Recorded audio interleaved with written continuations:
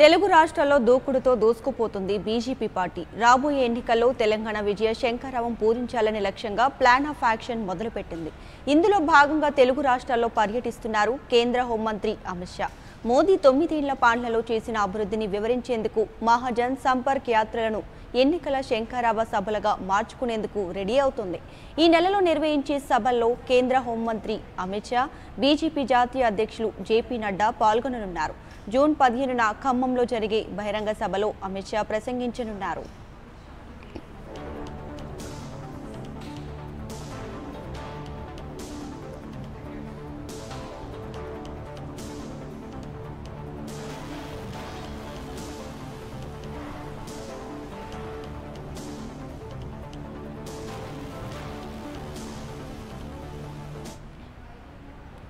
విశాఖలో పర్యటించిన అమిత్ షా త్వరలో తెలంగాణ టూర్కు రానున్నారు. ఈ మేరకు ఆయన షెడ్యూల్ విడుదల చేసింది బీజేపీ. ఈ నెల 15వ తేదీన భద్రాచలంలో రాములవారి దర్శనంతో షా పర్యటనకు శ్రీకారం చుట్టనున్నారు.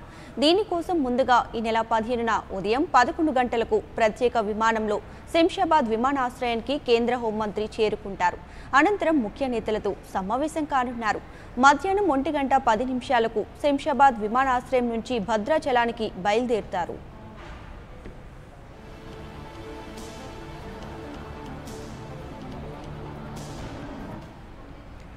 ఇక భద్రాచలంకు చేరుకున్న తర్వాత మధ్యాహ్నం 2:30 నుంచి 3:20 మధ్యలో రాముల వారిని దర్శించుకొని ప్రత్యేక పూజలు నిర్వహిస్తారు.